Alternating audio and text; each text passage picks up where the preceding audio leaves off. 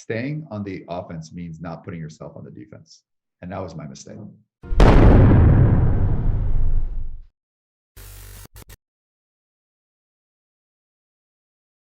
Hello and welcome to a new episode of Coming Clean Podcast. This is your host, Peter O. Estevez. Welcome, welcome, welcome, and thank you for being with us for a new episode. This week, we have none other than JT Foxx. Hello, JT. How are you? Welcome to Coming Clean Podcast. Thank you. Thank you for having me on. Thank you for having me on. JT is an equity fund manager, serial entrepreneur, and investor, and the world's #1 wealth and business coach. An accolade of accomplishments. Congratulations. Well, it's, I don't know, like titles are nice until when you have them, they attract a lot of attention to it. Some very positive, some very negative. So I'm not so much bent up on titles anymore because we tend to be like validated by the titles, right? I have this title, like you're just starting a business, like I'm the CEO, like you have one customer, like calm down with the CEO, right? So I think we just got to focus on the task at hand, and as leaders, we lead from the front. So I'm a lot less focused on titles as I get older. Of course, I was younger, it was all about prestige and titles and things like that. So there's an evolution that happens in a maturity, as we're all like, when you're young, you're all like, and then as you get older, like there's things that you just, like it's a different perspective, like a level of maturity that goes through as people age. Absolutely. Every phase of our lives requires a different part of us, right? A different us. Who is JT Foxx? I often believe, and believe it or not, I feel like we have a lot more commonalities than you may know. I feel you're a very misunderstood individual. Yeah, I mean, listen, misunderstood. Yeah, I am understood.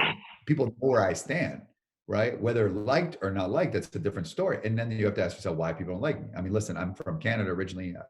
I moved from America over 10 years ago with $974. I saw one of those late night infomercial on how to get rich in real estate. And I did, and everything they said didn't really work in the infomercial. Well, at least they say it's not gonna work in Canada. That's why I left America, left with my old pickup truck, rusted out with all my stuff I had. I had a speech impediment, a French Canadian accent on top of that. And my whole life people said I would never make it. So I go to America, went to Chicago to start off. And, everything that I was taught didn't really work. And the person why I went to Chicago, you ever meet people on vacation that are much more successful on vacation than they are when you go back? I have a big search executive firm, and I come in, it was like him.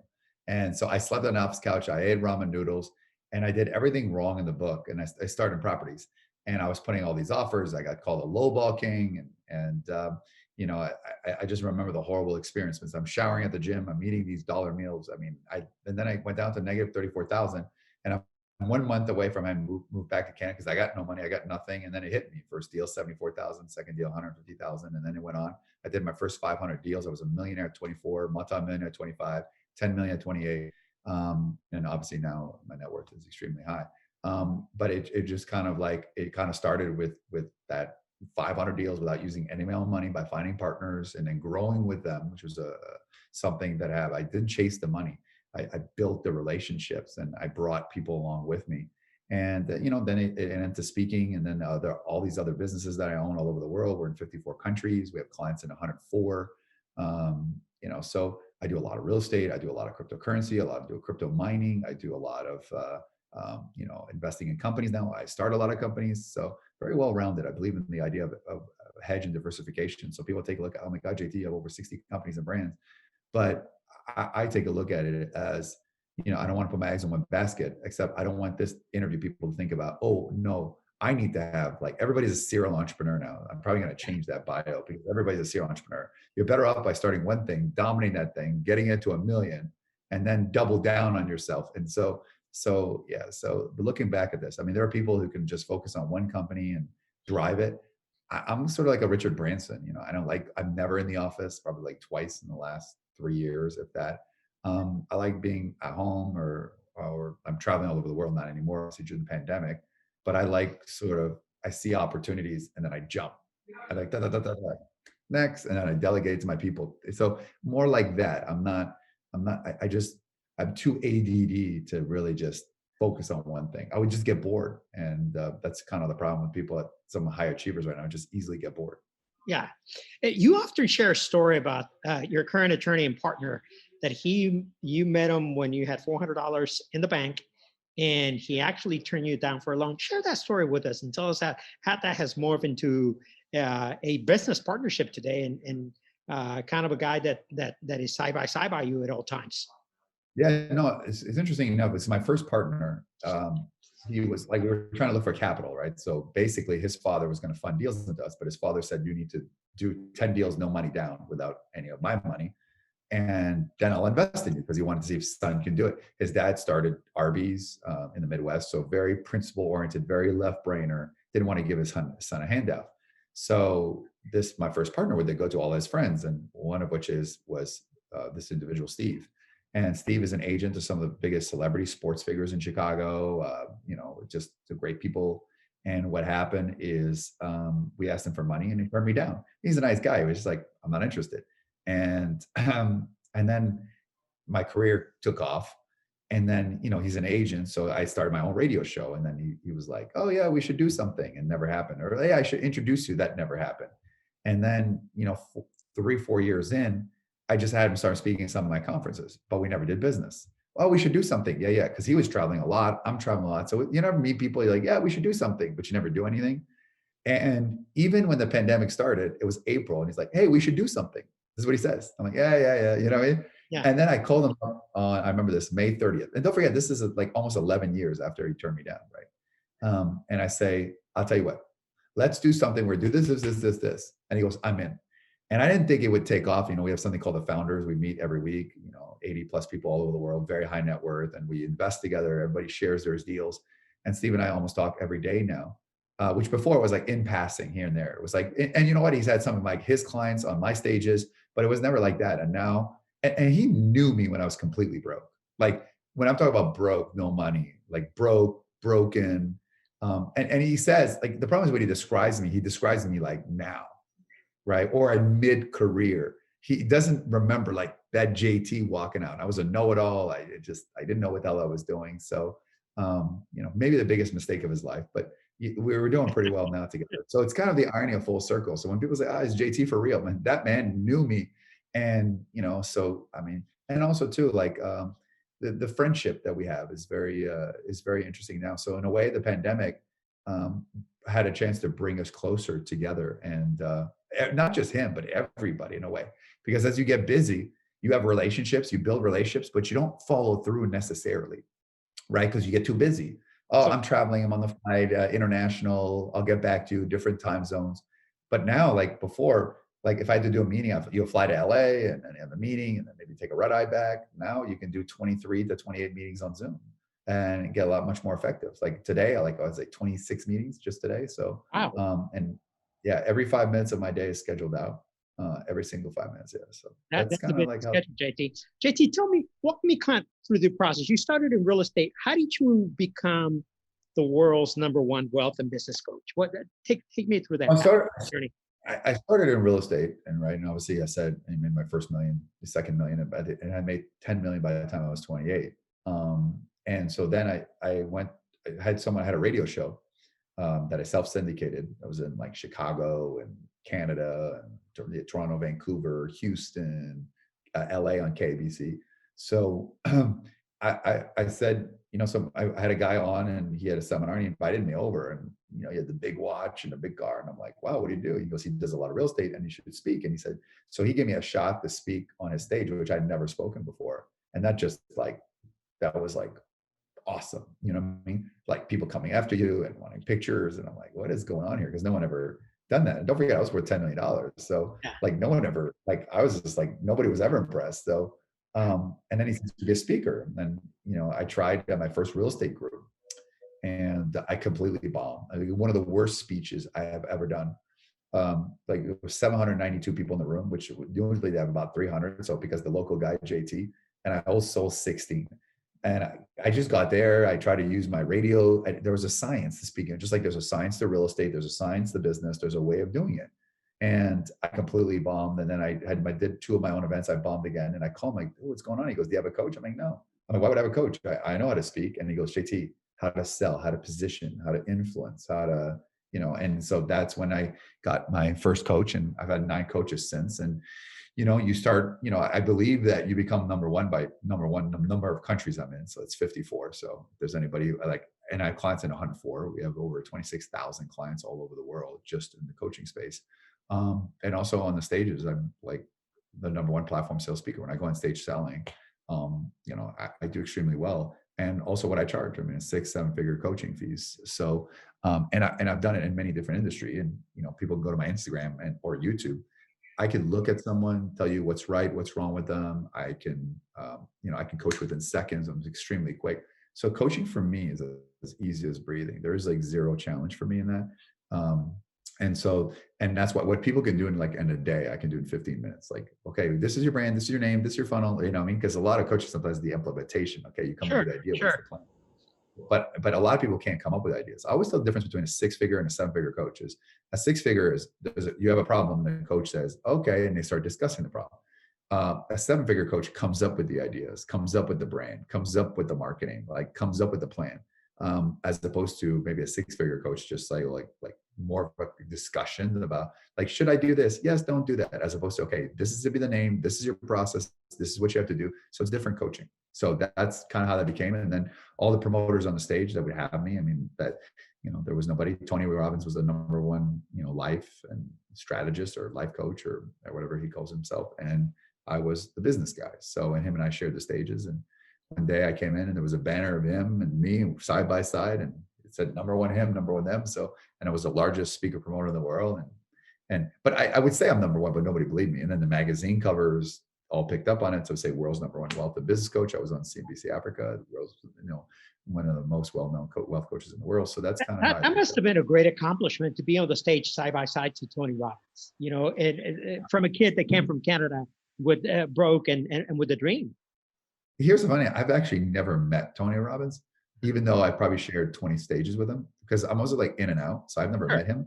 Sure. To be honest with you, like Tony does his thing. I don't like, I'm not the dancing around high five. I'm like the no BS, I mean, that's who I am. So to me, like, I respect it, because without him, I don't think there'd be an industry. So that's not kind of like my thing. But me sharing the stage with Pacino and Stallone at the same time, that to me, at my event, that to me was like, wow. Because these are like, I mean, I'm a huge Rocky fan and I'm a huge Scarface fan, or The Godfather. So that to me was, or meeting Julia Roberts, or having Mark Wahlberg at my event, or Gary Kasparov, the greatest chess player of all time, or my teenage crush Jewel, the singer, at my event. Brett Michaels from Poison, who I know very well, and the list of people, Apple co-founder Steve Wozniak, calling me the closest thing he'd ever met to Steve Jobs, that's on YouTube, on my YouTube account. He said that, like, which I think is probably Elon Musk, to be honest with you. I don't even come close to that. But so let me ask you a question. What's the importance of coaching, and who is the perfect candidate for coaching? Well, everyone should be coachable. I think coaching is a shortcut to getting to your result. Tell me what to do. Do this, don't do this, do that. But what people look at, the difference between someone who makes 5 and 6 figures and 7, 8, 9 is 5 and 6 figures will say, how much does this cost? 7, 8, 9 figures will say, how much is this going to make me? It's a shift of mentality. There is no such thing as a self-made man or woman, right? You can't figure it out yourself. It's like, would you rather pay, $5,000 for, let's say, a coach to make money online on Facebook, let's say, right? Who knows what they're doing, assuming they know what they're doing, right? And then spend $3,000, but actually turn your 3,000 to 9,000, or would you rather do it yourself, put 5,000 and get 0, right? You see my point? But sure, people look at it as a cost. It's like, to me, if your business is dying or you're starting, you're on oxygen. And sometimes what people do is they cut the marketing, they cut the branding, and then they cut the coaching. So you're basically cutting your oxygen. So people need to learn how to double down on themselves. So do you think in today's economy, with what the world is what's going on with the world, with economic crisis, with the health crisis due to Corona, you think coaching is as important as any other tool that we should be having in part of our toolbox? I think it's the most important tool. I mean, there's no such thing as a self-made man or woman. I still have 4 coaches that I pay, and I'm very successful. And even if I know the answer at this point, 99% of the time, I still check, because 1% doubt can kill you, right? So I go into deals and opportunities with complete certainty now. because my coaches validate it, and they're all very successful than me. I think people need a coach that's more successful than them. There's too many and coaches that have never built a business, or or life coaches who have more problems than the people they coach. Yeah. Let's talk about Clubhouse. Who is how you and I connected. And you were definitely a major stakeholder in Clubhouse. I attended many of your rooms. You were holding, I'd seen as many as 1,700 people in one room. I'm sure there was more. There was nights that there was nights that there was less people, but you commanded very large rooms. And then you were accused of being polarizing, controversial, and plain rude to some of the people on the stage. I witnessed it. I that could be debatable in my opinion. Okay, in my opinion, I believe that Clubhouse is relatively new. There's not a lot of measures and standards and protocol in place yet. And I think that anybody that has a dream of the idea of a dream wants to jump on the stage. I understand that perspective. And I think there needs to be some filters. There needs to be some kind of rooms for a certain type of people, particularly the people that are looking to pitch an idea or a business. Tell me about your experience and how do you think? I mean, I've been on Clubhouse since December, and your rooms and the controversy after you got suspended from Clubhouse has been between Elon Musk and last night Mark Zuckerberg. You had commanded as many rooms or as many people listening to controversial JT Foxx as those two other individuals. Okay, which is bizarre. It's interesting. I mean, I would go from one room to the other, and they were talking about JT Foxx and what he did or he didn't do, or what he said or he didn't say. How did we get here? What happened? Well, I mean, my CEO got me onto Clubhouse because I've never been an early adopter of anything. Like, I don't want Instagram, I don't want Facebook, I don't want YouTube. So I've never been like an early adopter. And so I said, fine, I'm going to do it. And for the first 2 days, nobody let me up. And it was kind of like a game of Survivor. And then you build up relationships, and then you kind of build up. And I would listen to a lot of people answering advice because they would go in and they get coached. And it was like the worst coaching I've ever heard. And one of the things I do is I'm a coach, right? And I know what's bad advice. And it was very fluffy, like, oh, congratulations. Like, I have a story to tell, and this happened to me. And, oh, you should have your book and tell your story. And no, like, what or I remember those stories of a 22-year-old who's barely home, he's almost homeless, and he's got no money. He goes, how do I have multiple streams of income? And people are like, I have a program about multiple streams of income. I'll give it to you for free. And everyone's chiming in. And I just said, you need a job. Go get a job. You don't need multiple streams of income. You're 22. Go get a job. So that's like, I'm going to start a room, and it's going to be part entertainment where I'm going to give no BS. And the idea is you're going to have hard, medium, soft coaching. I'm going to give it to you real. Okay. If we don't like idea, we're going to tell you to your face. If we think we're lying, we're going to tell you to your face. And that was the idea of honest, brutal truth, that you have a boat and we're trying to poke holes. And that was the premise of this. And it caught fire. I got 30,000 followers in 1 week, which was more than anybody else. And, some people were tough, some people were argumentative. And I'm sort of branded as a Simon Cowell, Chef Gordon Ramsay, or, we say whatever we want, but Steve Jobs and Elon Musk is brutal. Steve Jobs was brutal. Like, that's kind of like who my personality is, right? Now, maybe different in my personal life, but, and I attracted a lot of people. People kept coming back. And then I remember there was a wrap up. It was like I came up with the idea of the audience versus the moderators. And there was a wrap up between a white moderator. And then I picked 3 African-Americans. I picked the audience, pick it, and make a long story short, they got offended. I spoke to the rap community, and then boom, a room started up, because that's the nature of Clubhouse. And next thing you know, it exploded, and there was 13 rooms, and everybody's talking about me. And during that, they reported me. So once you report 15 times, you get canceled. And by the way, I actually I picked the rapper to win. So that's the irony about all this. Like, I picked the person. And so then I was blocked, and for 4 days, I had to listen to room after room, making up lies about me and things, and say, JT got sued. Yeah, I own a lot of business. Of course I get sued. But let's talk about that I won the lawsuit and they paid my legal fees. Let's talk about that. Or JT's this, or there was that. And I was like, or I bought this and it was not even true. And I couldn't defend myself. So then I went back and I said, okay, let's make amends. And I'll sit there, because people say, JT, you were racist and you were sexist and stuff like that. And I'm like, But there was not one person who actually gave a specific example. So I sat in a room all the way 5 hours, I said, if you have something negative to say about me, please raise your hand. I sat there for 5 hours and I listened. And the problem with them was my personality. It was, oh, you should have not done this woman, or you did this, but you forgot to ask the person that I coached. They were happy, and some were not. There wasn't a good idea. Like, you crushed dreams. No, I saved you.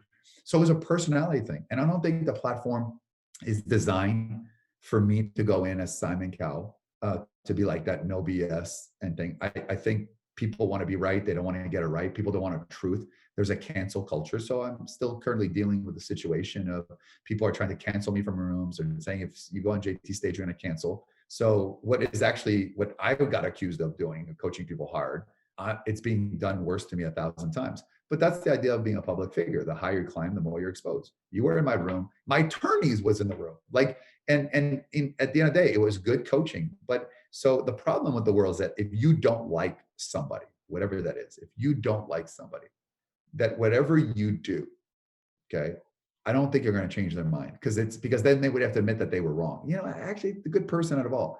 And that's the hard part. I'm a polarizing figure because I say how it is. I may be straight and aggressive, but I also built an empire, a very global empire. So it's not like I'm, and there's people telling me how they should coach, and I'm a coach myself. And, like, I wanted to say, like, okay, well, how much do you charge? And, you got 14 JT, I went to a lot of rooms. I've been an entrepreneur, a real entrepreneur for all of my life. I built a extensive portfolio in real estate many years ago. And I'm a laid back person. I'm more a conservative person. I like to listen. I like to watch. And I've been to many rooms where I saw a lot of shenanigans going on.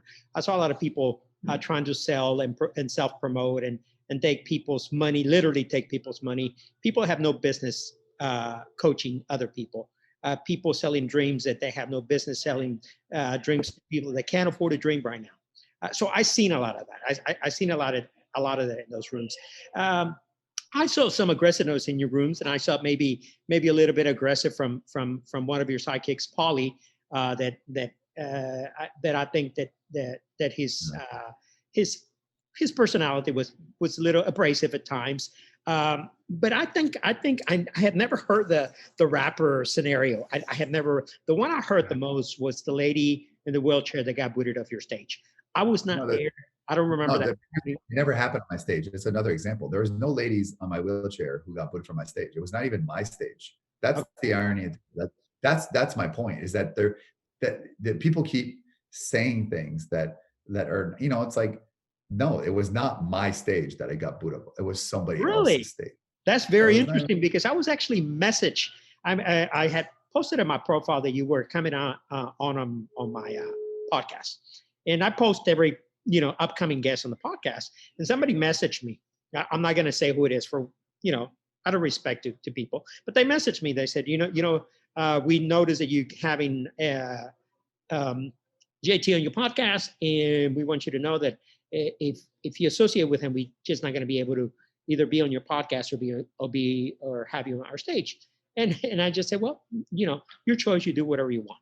Okay. I look at the podcast. But look at the cancel culture. Like, for example, it's like me saying, like, I'm not going to have Charlie Sheen on my podcast or interview Charlie Sheen because of his past. You know what I mean? And so that's the problem with the culture, right? And the cancel culture would be like, first of all, I would say, like, I have an exclusive. I can ask him myself. So if anything, that's going to be an exclusive. And the funny thing is, the number of followers have grown since this happened, which is ironic because I have been able to be in rooms. I am now. But it grew by like 6,000. So all this. So that is fundamentally my problem. But they kept saying things like that were not true. I mean, and then I got accused of you don't have enough Black people on the stage, which, by the way, is not true, because I can, the people I had in the room, I 14, I can name them by name. And then 10 minutes later, somebody says, I have too many. And so I'm so, like, did I have not enough? Did I have too many? And I think that's the problem with our society. People were given the opportunity to give a voice, and I listen. You know what I mean? And the allegations I heard, JT, and I just this is just for clarification, because at the end of the day, I'm not here to judge. I'm here to report. Was booting Tamara off the stage, the lady with the wheelchair. aggressiveness in your rooms, which, yeah, there's no denying that. I was there. I witnessed that. That can be entertaining. That can be whatever. There were also allegations that you overcharge people on your coaching sessions, allegations that you have inflated your wealth, and allegations that there's a lot of negative publicity of scamming or fraud. Let me start with the wealth. Yeah. How do you know what I'm worth? How do you know what I have in my crypto wallet alone? You're saying, like, how do you know? By the way, I purposely, all my wealth is sheltered. And you know why? For this very reason. You know how many people like tried to message my office or cancel like in the last week? If I told everything I own, they'd start trying to cancel those or just try to message those as well. So rule number one of wealth, you never disclose what you own. Everything is owned in trust, owned by LLCs, about layers and layers and layers. So that's number one. And the other part is like, and that's my problem is like, how do you know what you're worth? Like nobody knows, right? Yeah.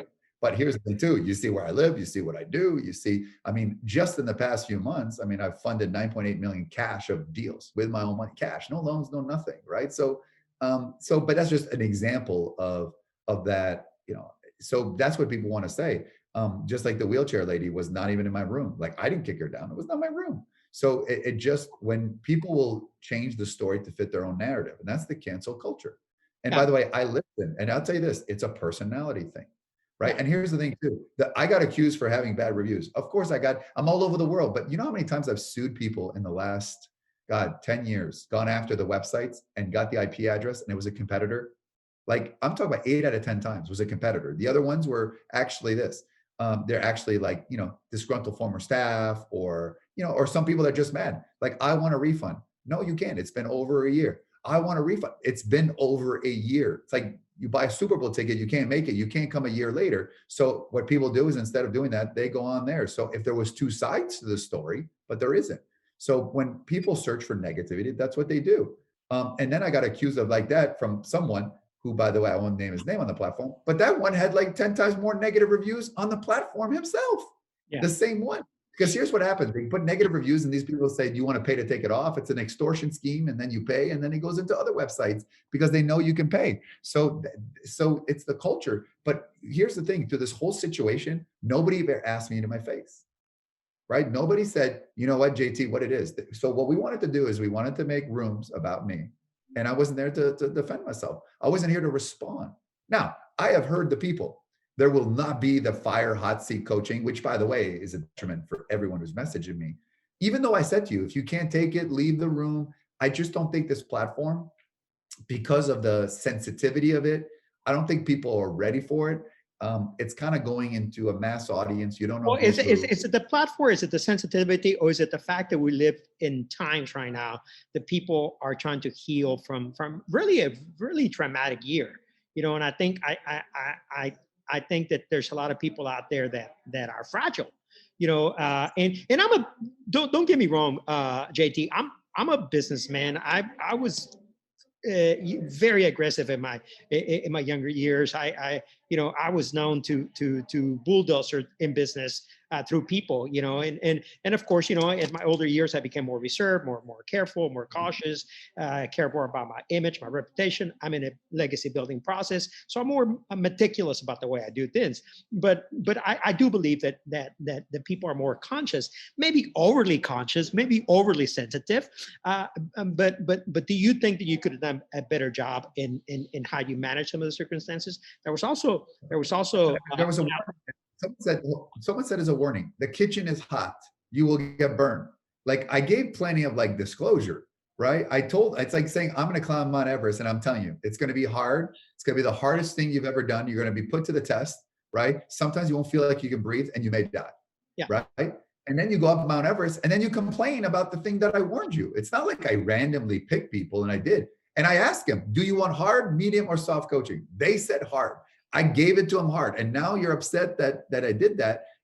So here's the thing too. The problem is that, I mean, think about this. If you have this mentality, how are you going to make it in the business world? And people say, well, that's not what I would do. It's like, that's your style. I do it my way. Someone said to me, I'm a coach, I would never do that. Well, I said, well, how much do you make as a coach? She goes, about 100 a session. I'm like, okay, your style works for your audience. And I get that part, JT. How about the lady you make credit on the stage, Abida? I can't pronounce his name, her name, pardon me. But there was an allegation you made her cry off the stage, and her husband had to come to her defense. What was the name again? And what was the story behind it? A story, she was on the stage and you were disrespectful to her and you made her cry. First of all, I think this was the woman. So put this in context. So she's interrogating me and she says, like, because she says, how do you know for real? I'm like, I'm on magazine covers, right? And she says, well, for example, Hitler was on magazine covers. Wow. And then I like, yeah, exactly. Yeah. So I said, excuse me? She goes, I said, did you just call me Hitler? She goes, no, I said, for example. But I said, if I would have said that, there would have been rooms in attack that I called her Hitler. But she said, I said, for example, people wouldn't have heard, for example. That's the double society. I say it because of who I am. There's rooms. She says it. And she started crying. I'm like, because I mean, first of all, I have clients that are Jewish. I have clients in Israel. First of all, you could have used a lot of other examples other than Hitler, right? I mean, that's probably the worst example you could give. So that, and so, you know, and she started crying and, you know, like so now I'm the bad guy. Right. So, I mean, it's like, it's a lose-lose situation. It's kind of like politics. It's a lose. And I get it, JT. I'm not here to take sides. I'm here to report. Now, let me ask you a question. Do you believe that maybe Paulie and some of the other people on the stage that you have controversial and cause problems for you? I mean, you have to take a look at it. These people have been attacked because of me for 3 or 4 years. You know, I had a stalker and everything. So his business has been attacked. So I think on one hand, it's just we've been on the offense and sort of the defense, like you don't know what's going to hit. And I think what happened is, you know, relatively new. And I think a lot of things that were said, like were attributed to me, but they were attributed to them. But, you know, I foster that environment. I take full responsibility because I said to everybody, no fluff, be straight, give it to your max. And as a result, people just gone in. So there's no, that was a thing that I heard. So I take 100% responsibility for that as well, because you know, Paulie is the most loyal individual, caring I know on the planet. And I know a lot of people. And will you have him on the stage again? Probably not in the short term. Probably not in the short term until things kind of die down. And if I do, I'd be like, just be like the culture now, what's going to be, it's going to be nice and soft. And, you know, unfortunately, I'm not going to be fully myself in that environment because people need to heal.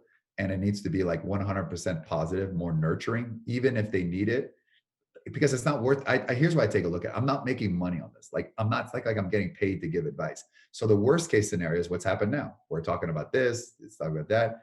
The best case scenario, right, is doesn't measure what the worst case. So if I was making like I was picking up $1 million coaching clients, or you know, or just doing these huge deals, I'd be like, it's worth it.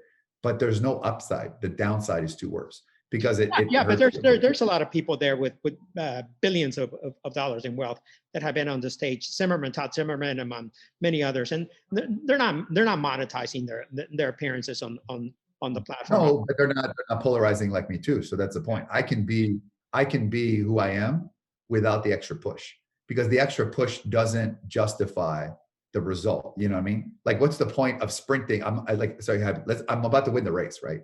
Yeah. What's the point of like sprinting myself to the extreme again when I've already won the race? So what? So I can get a better time, but I'm already going to win. What's the chance of injury if I actually, you know what I mean? So I take a look at it. And if people are hurt and offended, I don't want that.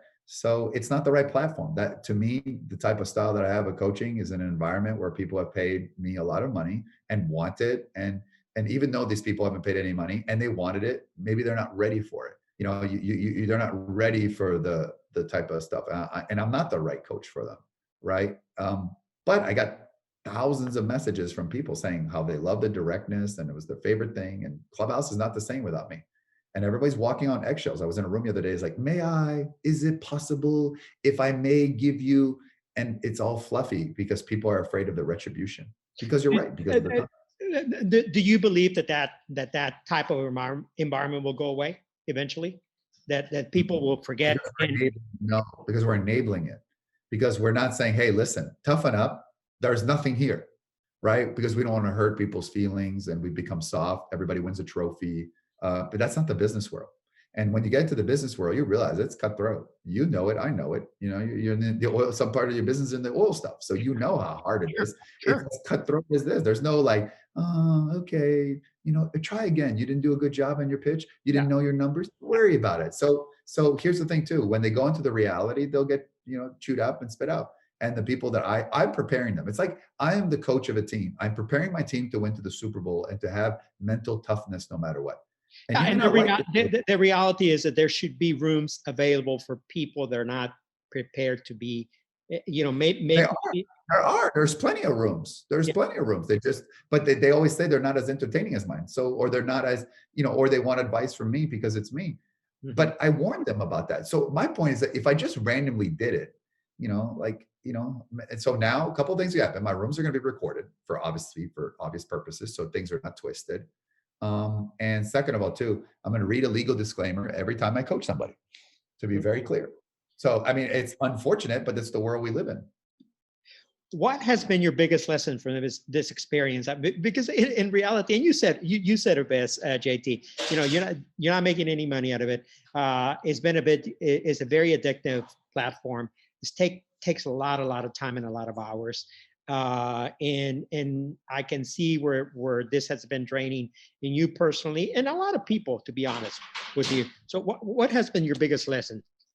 Well, first of all, you know, that I was very open to listening. So for me, you know, I have my beliefs, but clearly there's a problem. You know what I mean? Whether I think there is and there's not, there's a problem. So, but a billionaire partner of mine sent me this text message, and I'm going to read it to you. And he said to me, "We are in the world that whether you did something right or wrong, you have to accept the verdict if people think you're wrong for now. That works. What works in one place may not be appropriate in another. There is a rule of three I try to follow: a quick pause to think about time, place, people before I say something. Sometimes it's hard not to say something. Often it's harder to take it back later. Staying on the offense means not putting yourself on the defense." And that was my mistake.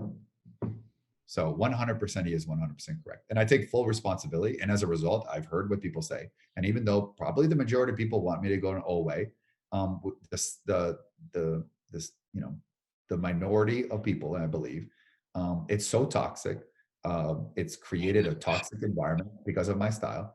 And so I can adjust and I could say I'm wrong. Like, you know, I don't believe that the majority of people want you to go away. I think the majority of people would like to see a formal, genuine, and sincere apology, and a mea culpa. which I did for 5 hours in a row. So and I don't know how many, and I said it again today. So I don't know how many times I have to say it, but here's the thing: they don't want me to apologize. They want me canceled. That's the difference. Yeah.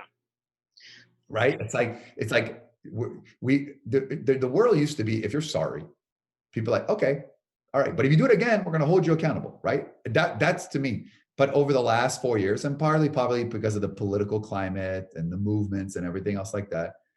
So here's the thing too: I haven't had the chance to redeem myself and put this new version yet, because I'm too busy trying to figure out who's blocking who's attacking who's saying what, who's doing room. So I can't go yet do what is it that I do to prove that. So you know what? People should say, let's see what he does. That's what I would say. Like, let's see what he does and what kind of coaching he does. And you will see somebody different. You will say, I'm not going to change who I am, but you're going to see something different in this environment. But I'm not going to shy away from my style of coaching, which is maybe like you said, world's number one. So we can criticize all we want. We could talk bad about Floyd Mayweather or this, or I don't agree with the way he does this and flashes this and does that, but he's 50 and up, right? One of the greatest fighters of all time.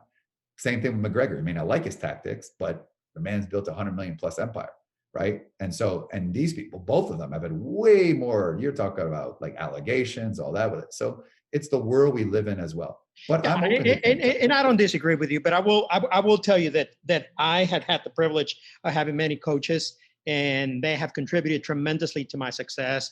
And one of the biggest lessons that they have always taught me was humility, honesty, transparency, and kindness. And with that, JT, what would be some closing words from your side?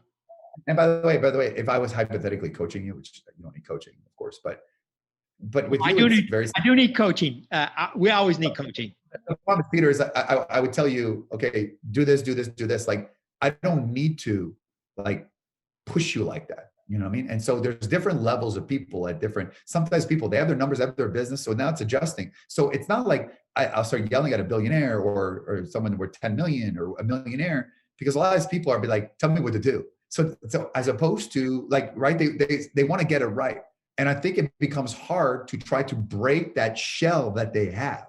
Right. And we're trying to break that shell so we can get to that permafrost. Permafrost is this, right? Something that's frozen there. There's a reason why people are not earning the worth they're stuck. Could be their past relationship, past failures, whatever it is, how they were brought up. But sometimes if we put good soil on top of the permafrost, it doesn't grow, right? So sometimes we have to break the permafrost. The problem with breaking the permafrost sometimes is it unleashes, right? Past anxiety. And I get that. And I don't disagree with you. But the reality is that many of the individuals that are showing up to those spaces are not the prime candidate to receive that type of coaching. They're not mentally, I told you, I agree. Despite the prepared for that. Yeah.